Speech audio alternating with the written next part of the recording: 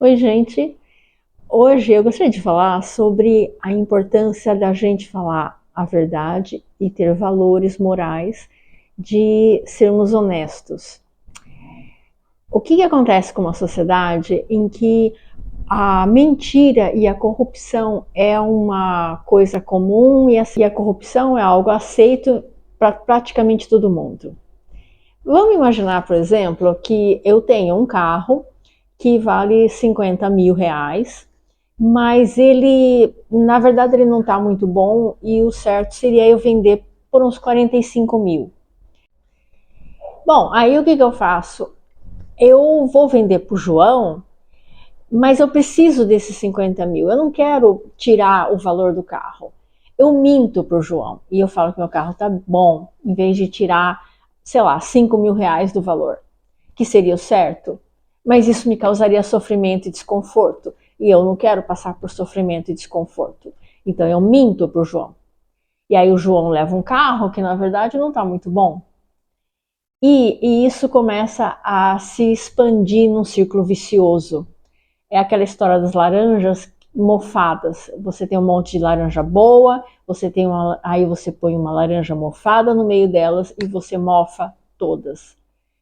Pelo exemplo, as pessoas vão repercutindo esse comportamento e você tem que ter uma fibra moral muito forte e muito independente para conseguir não cair nesse corredor de entropia e no fim acaba destruindo uma sociedade. E pode até parecer bobo, mas quem já teve a oportunidade de ter contato com sociedades onde a verdade e a palavra são muito importantes, são levadas a sério, como por exemplo alguns países europeus, e se você teve por acaso a oportunidade de ter contato com essas comunidades onde a honestidade e a palavra e o respeito à propriedade privada são coisas levadas muito a sério, você vai me entender. Eu tive a oportunidade, por exemplo, de visitar lugares e estar hospedada numa pousada onde não havia chave nos quartos e não havia armários trancados. Todos os armários era simplesmente um fechinho comum. E eu perguntei se não havia problema, se não havia chave, como era isso. E as pessoas me olharam como se eu fosse um ET, porque não fazia sentido para elas eu ficar com medo de alguém roubar as minhas coisas. Porque alguém entraria no meu quarto para roubar as minhas coisas. Para eles era algo surreal. E eu podia ir pro refeitório para tomar meu café, deixar meu celular em cima da mesa, me levantar, ir ao banheiro ou me servir, sei lá. E quando eu voltava, minha bolsa e meu celular estavam exatamente no lugar que eu tinha deixado.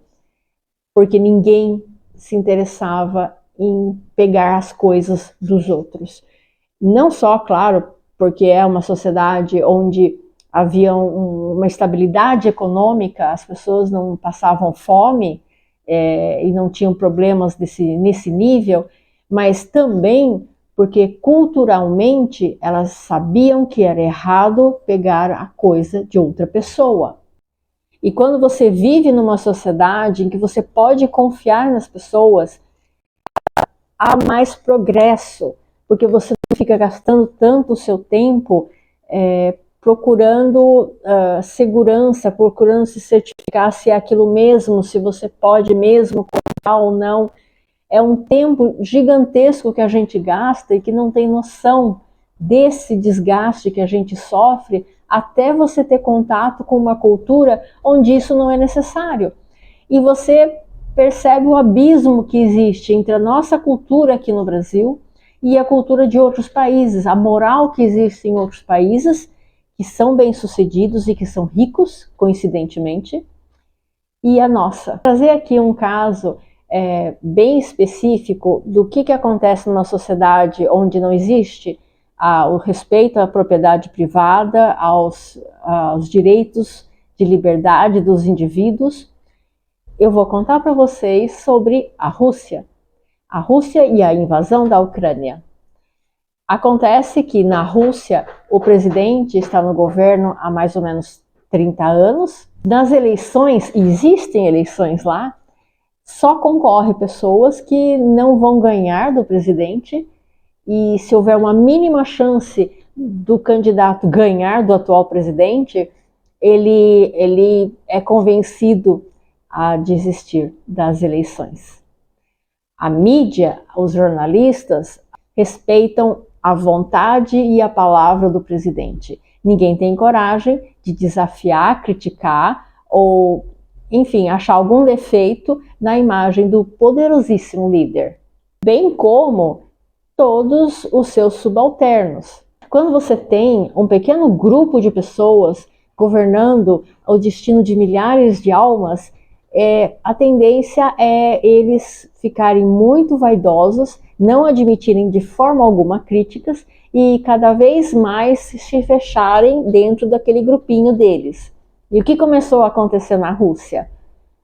Óbvio, você não podia criticar o presidente e era muito mais saudável você concordar com as ideias dele. E aí, eis que um belo dia, o grande líder russo decide que ele vai tornar a Rússia novamente um grande império, como era nos tempos de Pedro o Grande. E queria invadir, ou terminar de invadir, na verdade, a Ucrânia. Voltar a viver sob as asas da grande mãe Rússia, ou se os ucranianos estavam interessados a viver no capitalismo selvagem da União Europeia, onde existe dinheiro e propriedade privada. E o que aconteceu? Os conselheiros voltaram com relatórios que agradavam ao grande soberano, falando que os ucranianos queriam voltar para viver com a mãe Rússia, que eles admiravam o presidente russo e que eles odiavam o capitalismo e a União Europeia, e eles estavam ali numa armadilha, coitadinhos, eles precisavam serem libertos daquilo e eles aceitariam totalmente serem invadidos pela Rússia. E um segundo ponto é a corrupção. Você tem uma grande quantidade de dinheiro que fica sob a gerência de um pequeno grupo de pessoas, onde a população não pode contestar o que é feito com aquele dinheiro e como é gasto aquele dinheiro. O que acontece nesses casos quando você está ali gerenciando milhões, né, de rublos e ninguém está vigiando você, ninguém vai criticar o que você vai fazer com aquilo? Você começa a pegar algumas quantias para você, não é mesmo? Principalmente o exército russo, que eles começaram a não fazer a manutenção correta nos equipamentos bélicos, começaram a usar material de terceira linha em vez de primeira linha, porque afinal de contas a Rússia não estava em guerra com ninguém mesmo, ninguém prestava atenção naquilo. E se ninguém está usando, por que colocar material de qualidade naquilo? É melhor você pegar o dinheiro todo, gasta um pouquinho só em manutenção de quinta categoria e pega o resto para você construir casa, viajar, ter o seu patrimônio pessoal expandido. Olha que beleza! E então, juntamos o relatório todo cor-de-rosa falando bem do presidente russo e como a Ucrânia amava ele, e mais uma manutenção mal feita no equipamento dos armamentos, né, do exército, e mais um presidente megalomaníaco que um belo dia acordou e falou: ok, vamos invadir a Ucrânia, que vai dar certo. Tanto que o plano inicial foi tomar toda a Ucrânia em apenas 3 dias. Os oficiais que estavam indo para invadir a Ucrânia já estavam até levando seus uniformes de gala, porque eles iam fazer uma grande cerimônia já na capital, Kiev, porque é fácil, a mamão com açúcar. Só que aí no meio do caminho tinha uma coisa chamada realidade e ela tem o mau hábito de se impor. Os equipamentos russos estavam com uma manutenção péssima. Nós chegamos, não sei se vocês acompanharam, mas havia vídeos de tanques e caminhões quebrados na estrada, caminhões que o pneu não arrebentava porque era de péssima qualidade, tanques sem gasolina. E o que era pior, o povo ucraniano não gostava dos russos e não queria de jeito nenhum voltar a ser um apêndice da mãe Rússia. Eles queriam fazer parte da União Europeia capitalista. Era isso que eles querem fazer. E o que aconteceu? A resistência ucraniana, que ao invés de durar a invasão 3 dias, está durando 3 anos e que está levando o país, Rússia, à falência.